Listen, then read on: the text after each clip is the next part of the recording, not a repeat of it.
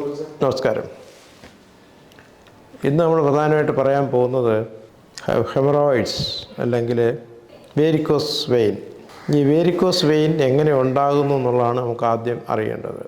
ഈ വേരിക്കോസ് എന്ന് കഴിഞ്ഞാൽ ആക്ച്വലി അതിന് ബ്ലഡ് വെസൽസ് എന്നാണ്, രക്തക്കൊഴലുകളാണ്. രക്തക്കൊഴൽ രണ്ടിനമാണ്, ഒന്ന് ആർട്ടറി ആൻഡ് രണ്ടാമത്തെ വെയിൻ. ആർട്ടറി എന്ന് പറഞ്ഞാൽ ശുദ്ധരക്തം വഹിക്കുക, മറ്റേത് അശുദ്ധരക്തം വഹിക്കുക, വെയിൻ.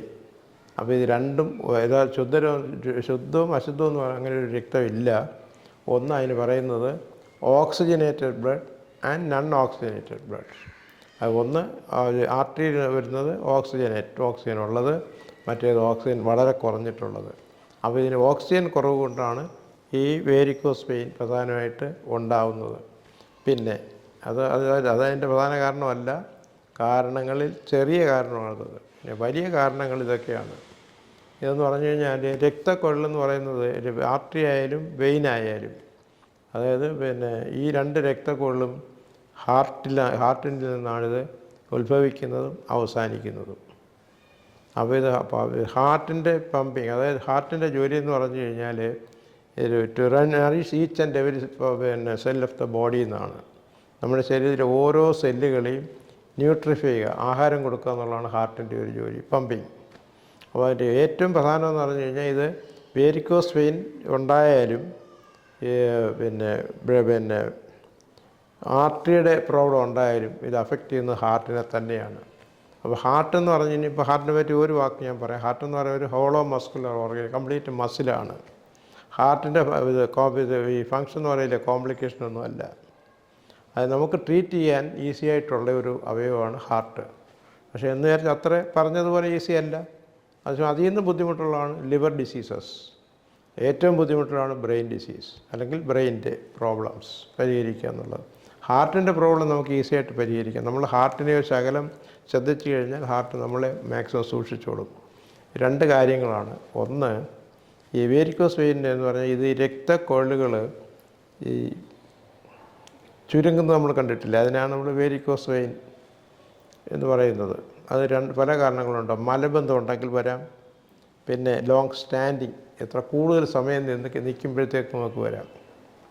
അപ്പോൾ ഒരു ഉദാഹരണത്തിന് ടീച്ചേഴ്സ് എല്ലാം ഇരുന്നാണ് പഠിപ്പിക്കുന്നത്. അതൊരു ശാസ്ത്രീയമായിട്ടുള്ളവർ നിന്ന് തന്നെ പഠിപ്പിക്കണം. പിന്നെ ഡോക്ടേഴ്സ് ഒരു ഇരിപ്പിരുന്ന് കഴിഞ്ഞാൽ ഒരു ക്യൂവിൽ ഒരു 100 വരുന്നവർ പുള്ളിക്ക് നിൽക്കാനുള്ള സമയം കാണത്തില്ല, എന്നാലും അവർ കഴിയുന്നത് നിൽക്കണം, അവർ നിൽക്കാറില്ല. പിന്നെ ഡ്രൈവേഴ്സ്, അവർക്ക് നിന്ന് ഡ്രൈവ് ചെയ്യാൻ ഒക്കത്തില്ല, പിന്നെ ഇരുന്ന് ഡ്രൈവ് ചെയ്തേ പറ്റത്തുള്ളൂ. എന്നാൽ തന്നെ 1 മണിക്കൂറൊക്കെ പോയിട്ട് അവർ എവിടെയെങ്കിലും സ്റ്റാൻഡിൽ നിർത്തിയിട്ട് അവർ ശകലം നടന്നിട്ട് പിന്നെ വീട്ടിൽ കയറണം. അപ്പോൾ അത്രയെങ്കിലും ഒരു ആശ്വാസം വരണം. പിന്നെ ഈ ബാക്ക് പ്രഷർ കൊണ്ടാണ് ഇതെല്ലാം വരുന്നത്. പിന്നെ അടുത്തതെന്ന് പറഞ്ഞാൽ ഈ പൈലറ്റുകാരുടെ ഇതാണ്. കാരണം അവർക്ക് ഇപ്പോഴത്തെ പൈലറ്റിങ് വളരെ എളുപ്പമാണ്. അവരെല്ലാം ചെയ്തിട്ട് 2 പേര് കാണും, 2 or 3 പേര് കാണും. വലിയ ഫ്ലൈറ്റിൽ 3 or 4 പേരും കാണും. അപ്പോൾ അവർക്കത് എല്ലാം ചെയ്തിട്ടൊരു അസിസ്റ്റൻ്റ് ഏവർ അങ്ങോട്ടും അങ്ങേറ്റം നടക്കാം. പക്ഷേ പിന്നെ ഈ കൊച്ചു എയ്റോപ്ലെയിൻ പൈലറ്റ് വേറെ ഒരു കോ പൈലറ്റ് പോലും കാണാത്തതുകൊണ്ട് അവർക്ക് ഇരുന്ന് 2-3 മണിക്കൂർ കണ്ടിന്യൂസ് ആയിട്ട് ചെയ്തെങ്കിലേ പറ്റൂ. നമ്മൾ ഡ്രൈവേഴ്സിൻ്റെ കാര്യം എല്ലാം പറഞ്ഞു, ഇതെല്ലാം പറഞ്ഞു. പിന്നെ ഏറ്റവും പ്രധാനമെന്ന് പറഞ്ഞു കഴിഞ്ഞാൽ ഈ പെട്ടിക്കട തൊട്ട് സ്റ്റാർ ഹോട്ടൽ വരെ ചെയ്യുന്ന കുക്കുണ്ട്. അവർക്ക് ഇരുന്ന് കുക്ക് ചെയ്യാനൊക്കത്തില്ല, അവർ നിന്നേ പറ്റത്തുള്ളൂ. എന്തുമാത്രം ചെയ്യുമ്പോൾ, കാരണം 8 മണിക്കൂർ 10 മണിക്കൂർ. അതുപോലെ ഇരുന്ന് ചെയ്യുന്ന ഏത് തൊഴിൽ ചെയ്യുന്നവർക്കും ഇത് ബുദ്ധിമുട്ടുണ്ടാക്കുന്നതാണ്. അതുപോലെ ലോങ് സ്റ്റാൻഡ് ചെയ്താലും മതി. ഇപ്പോൾ ഉദാഹരണം റെയിൽവേ പൈലറ്റുണ്ട്, അവർക്ക് ഇത് തന്നെ ഗതി. അവർക്ക് പിന്നെ നിന്നെങ്കിലേ പറ്റുള്ളൂ. പിന്നെ ചിലതിൽ ഇരിക്കാനുള്ള സൗകര്യമൊക്കെ ഉണ്ട്, ഇപ്പോൾ ലേറ്റസ്റ്റ് ആയിട്ടുള്ളതിൽ. പഴയ മോഡലെല്ലാം നിന്നേ പറ്റൂ. അപ്പം ഇതൊരു ഇതൊരു ഓക്യുപ്പേഷണൽ ഡിസീസ് എന്നും കൂടെ നമുക്ക് വേണമെങ്കിൽ പറയാം. പക്ഷേ ഇതിനുള്ള പ്രതിവിധി എന്ന് പറഞ്ഞു കഴിഞ്ഞാൽ നമ്മൾ പ്രോപ്പറായിട്ട് എക്സസൈസ് ചെയ്യുക എന്ന് പറഞ്ഞു കഴിഞ്ഞാൽ കുറേ നേരം നമ്മൾ നിന്ന് ജോലി ചെയ്തിട്ട് പിന്നെ അതുപോലെ തന്നെ ഈ കൂടുതൽ സമയം നമ്മുടെ ക്ഷേത്രത്തിലെ പൂജാരികൾ നോക്കുക, അവർ ശമ്പരം പണിഞ്ഞിരുന്ന് കഴിഞ്ഞാൽ അവർ മന്ത്രം ജപിക്കാൻ തുടങ്ങിയാൽ മൂത്രം പോലും ഒഴിക്കാതെ 2-3 മണിക്കൂർ ഇങ്ങനെ അവർ ചാൻറ്റ് ചെയ്തുകൊണ്ടിരിക്കും. പക്ഷേ അതൊരു അശാസ്ത്രീയമാണ്. ഇതിനിടയ്ക്ക് അവർ പൂജാരികളൊക്കെ പോയി നടക്കുകയൊക്കെ ചെയ്യാം. പക്ഷേ പൂജ ഇങ്ങനെ കണ്ടിന്യൂസ് നിർത്താൻ ഒക്കാത്തതുകൊണ്ട് അവർ പോകുന്നില്ല. പിന്നെ അതുപോലെ ഈ മറ്റേത് പരിസ്ഥിതികളായിരിക്കും അവർക്ക് ഇതുപോലുള്ള ബുദ്ധിമുട്ടുണ്ട്. പിന്നെ ഈ പ്രാസംഗികന്മാരുണ്ട്, നിന്ന് കഴിഞ്ഞ് കഴിഞ്ഞാൽ അരമണിക്കൂർ 1 മണിക്കൂറിന് പകരം 2-3 മണിക്കൂറുകൾ അവർ നിൽക്കും. അപ്പോൾ അവർക്കും ഉണ്ടാവും. പിന്നെ കൂടുതൽ സമയം ഇരുന്ന് കഴിഞ്ഞാലും മതി. ഇപ്പം നമുക്ക് ഇതിനുള്ള പ്രതിവിധി എന്ന് പറയുന്നത് എക്സസൈസ് എന്ന് പറഞ്ഞു കഴിഞ്ഞാൽ ഇതിൽ ആരായി കഴിഞ്ഞാലും കുറച്ച് നേരം നിൽക്കുകയോ ഇരിക്കുകയോ കഴിഞ്ഞ് കഴിഞ്ഞാൽ ഒന്ന് നടക്കുകയോ പിന്നെ വീണ്ടും ഒരു വിശ്രമിക്കുകയോ ഒക്കെ ചെയ്യണം. പിന്നെ കൂടുതൽ ചില ആളുകൾ നിൽക്കാൻ പോലും പറ്റാത്തവരുണ്ട്. അവരെന്ന് പറഞ്ഞാൽ അത്യാവശ്യത്തിന് നിന്നിട്ട് അവർ പിന്നെ ഇരിക്കാനും പാടില്ല, അവരെ കിടന്നേക്കണം. കിടന്നു കഴിഞ്ഞാൽ രക്തഓട്ടം വരും. കാരണം ഇതെല്ലാം ഹാർട്ടിനെയാണ് ബാധിക്കുന്നത്. കാരണം അതിൻ്റെ പമ്പിങ്ങിന് എപ്പോഴും പ്രോബ്ലം ഉണ്ടാവും. അപ്പോൾ വേരിക്കോസ് വെയിൻ മാറ്റാനുള്ളതെന്ന് പറഞ്ഞു കഴിഞ്ഞാൽ മാക്സിമം ഫ്രൂട്ട്സും വെജിറ്റബിൾസും കഴിക്കുക. പിന്നെ അതുപോലെ മലബന്ധം വരാതിരിക്കാൻ സൂക്ഷിക്കണം. കാരണം ഈ മലബന്ധം വന്നു കഴിഞ്ഞാൽ താഴോട്ടുള്ള എല്ലാം കുഴപ്പമാവും. നേരത്തെ ഞാനൊരു എപ്പിസോഡിൽ പറഞ്ഞിട്ടുണ്ട് മലബന്ധത്തിൻ്റെ കാര്യം. പിന്നെ അതുപോലെ എന്ന് പറഞ്ഞാൽ ഇതിൻ്റെ എക്സസൈസ് എന്ന് പറയുന്നത് ഈ ഒരു എക്സസൈസേ ഉള്ളൂ, നടക്കുക എന്നുള്ളത് മാക്സിമം. പിന്നെ നമുക്ക് തന്നെ കാണാം ചില ആളുടെ രക്തക്കുഴലുകളിങ്ങനെ ബൾജ് ചെയ്തിരിക്കും. അത് വെയിനാണ്. അത് വളരെ സൂക്ഷിക്കേണ്ടതാണ്. ശുദ്ധരക്തം അല്ല, അശുദ്ധ രക്തം അല്ലത്. അതൊരു നോൺ ഓക്സിജനേറ്റഡ് പിന്നെ ബ്ലഡ് എന്നുള്ളതേ ഉള്ളൂ. ശുദ്ധരക്തം തന്നെയാണ്. ഈ രക്തം തന്നെയാണ് ആവശ്യം. ഇത് പൊട്ടിക്കഴിഞ്ഞ് കഴിഞ്ഞാൽ മോസ്റ്റ് കോംപ്ലിക്കേഷനാണ്. ഇതുകൊണ്ട് തന്നെ ആൾ മരിക്കുന്ന എത്രയോ കേസുകളുണ്ട്. പിന്നെ അതുപോലെ തന്നെ വേരിക്കോസ് വെയിന് ഈ ബ്ലീഡിങ് ഉണ്ടാകാനുള്ള കാരണം ആവശ്യത്തിലധികം ആളുകൾ, പ്രത്യേകിച്ച് കാർഡിയോളജിസ്റ്റ്, ഈ ആസ്പിരിൻ കണ്ടൻറ്റ് കൊടുക്കും. അതിന് എസ്കോപ്രിൻ എന്നൊരു ഓമന പേരുണ്ട്. അതൊരിക്കലും കൊടുക്കാൻ പാടില്ലാത്തതാണ്. അത് മാത്രമല്ല ഈ ഹാർട്ടിനെ സംബന്ധിച്ചിടത്തോളം എസ്കോപ്രിൻ പാടില്ലെന്നുള്ളതാണ്. ഈ അൺഡെവലപ്ഡ് കൺട്രീസ്, നമ്മുടെ ഇന്ത്യയിലുള്ള രാജ്യങ്ങൾ, ഇപ്പോൾ ഞാൻ യൂറോപ്പിലും അമേരിക്കയിലും എസ്കോപ്രിനൊന്നും ആരും കൊടുക്കാറേ ഇല്ല. കാരണം ഇത് രക്തം വലിയ ഒരു സാധനമേ അല്ല എസ്കോപ്രിൻ എന്നുള്ളത്.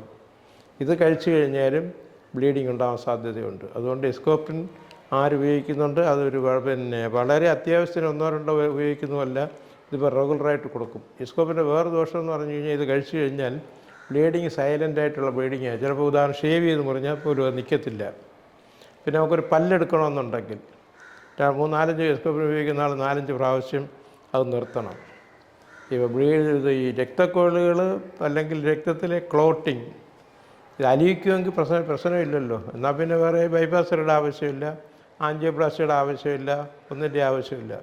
ഇതൊക്കെ പറഞ്ഞെങ്കിൽ തന്നെയും ആൻജിയോപ്ലാസ്റ്റിയുടെ ആവശ്യമേ ഇല്ല, പിന്നെ ബൈപ്പാസ് സർജറിയുടെ ആവശ്യവും ഇല്ല. ഇതൊക്കെ നമുക്ക് ബൈപ്പാസ് സർജറി കൂടാതെ WHO വന്നിരിക്കുന്നത് ഈ more than 90% bypass surgeries are unwanted, ആവശ്യമില്ലാത്തത്. ആൻജിയോപ്ലാസ്റ്റി കൊണ്ട് പേഷ്യൻ്റ് പ്രയോജനമേ ഉണ്ടാകുന്നില്ല. പക്ഷേ 10% സർജറി അഡ്വൈസബിളാണ്. അത് ചില കോംപ്ലിക്കേറ്റ് കേസിൽ.